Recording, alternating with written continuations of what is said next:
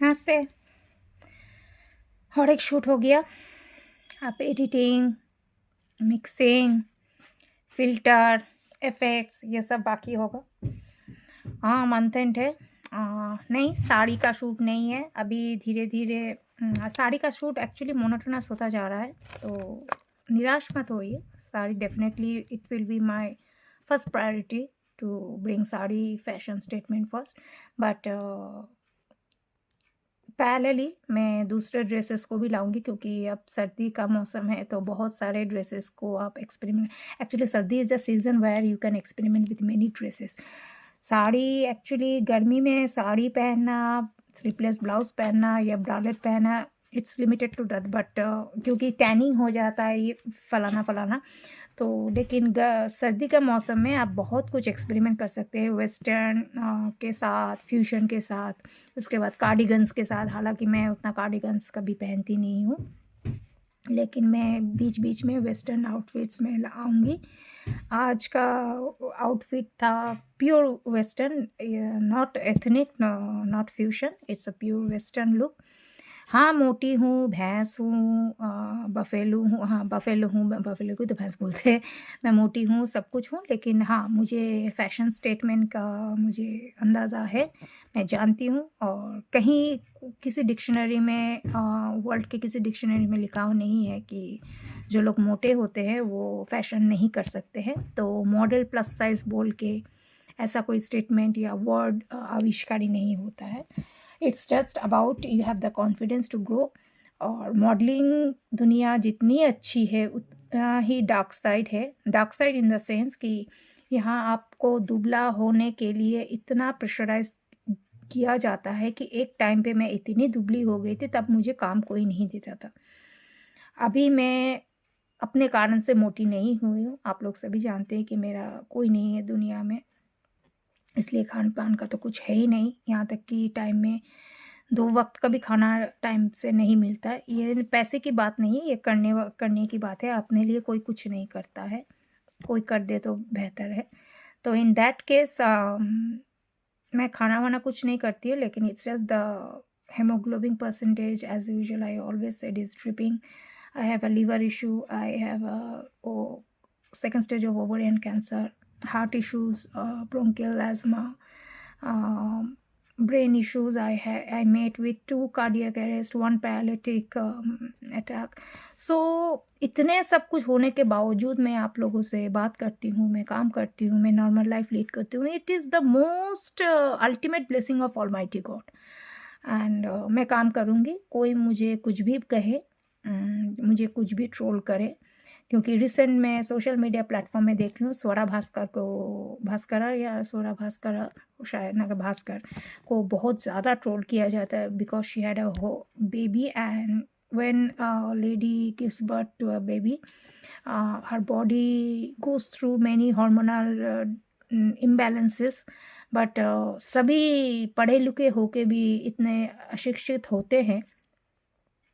तो ऐश्वर्या राय का मोटापन लेके भी क्रिटिसाइज़ किया जाता है, क्योंकि उनका थायराइड बढ़ गया था और बढ़ा हुआ है, और थायराइड का कोई प्रॉपर मेडिसिन आज तक हुआ नहीं है। Hopefully touch wood, I don't have thyroid, I don't have sugar. और मैं प्लास्टिक सर्जरी के बारे में कुछ बोलना नहीं चाहती, क्योंकि मुझे भगवान के क्रिएशन पे गर्व है, नाज़ है, भगवान ने मुझे जैसा दिया है। और age is not a number. I won't say that age is just a number. No, age is a number. It shows that you are grown up now. Age shows that you are experienced now. Age shows that you can handle situations boldly. तो जो मैं 20 साल की उम्र में नहीं कर पाई थी, या 35 साल की उम्र में मैं सोशल मीडिया प्लेटफॉर्म में आ चुकी थी, लेकिन मैं तब नहीं जानती थी। आई वॉज टोटली शिवर्ड कि मुझे कैसे टैकल करना है, कैसे वाहियात चीज़ों से मुझे परे हटना है। But in today's date when I stand on the social media platform, nobody has the guts to malign my page. तो मैं इतना कुछ जान चुकी हूँ, क्योंकि आई एम नाउ 43।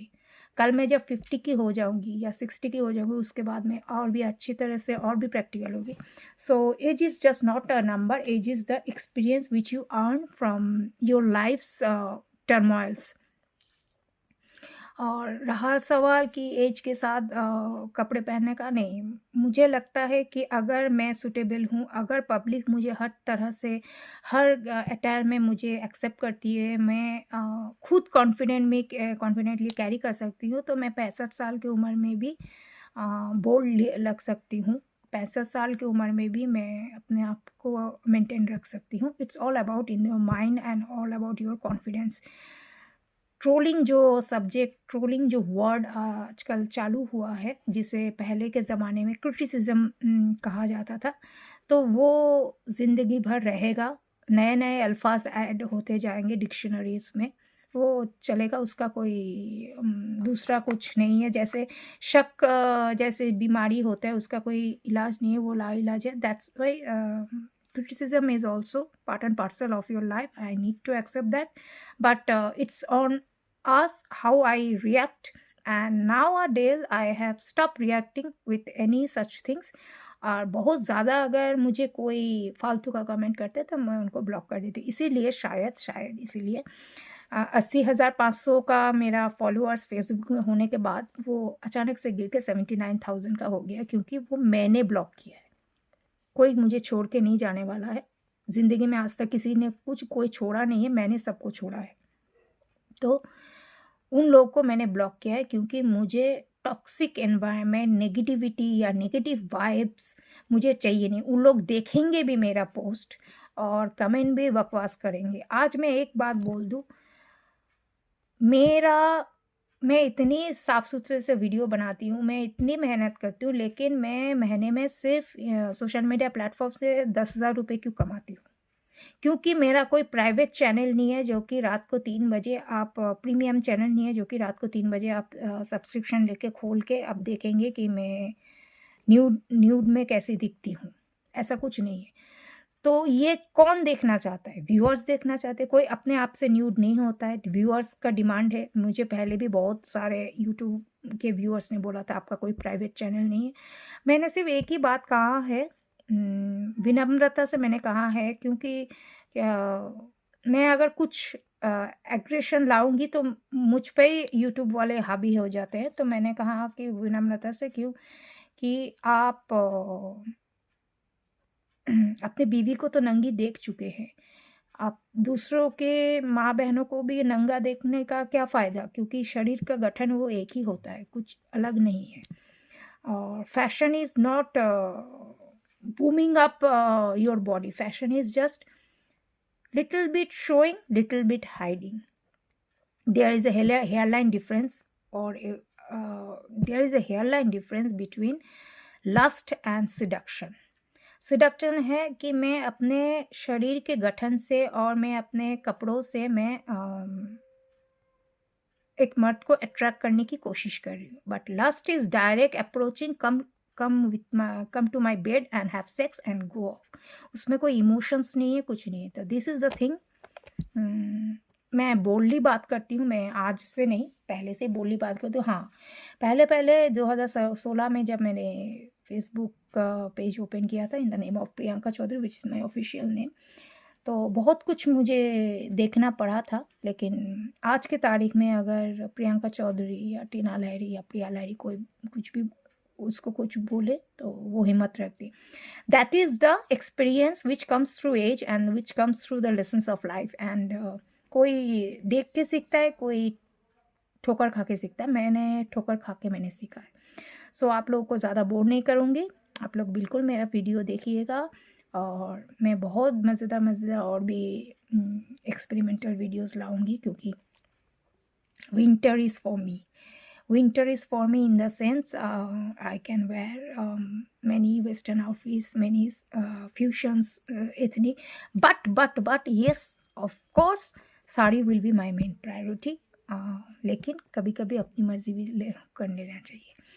बस आप लोग आबाद रहिए, खुश रहिए और अपना हेल्थ का ख्याल रखिए, क्योंकि health is the last word. आप लोगों को देख के पता चल रहा है कि मेरा 102 बुखार है? नहीं ना। बस this is the professional attitude.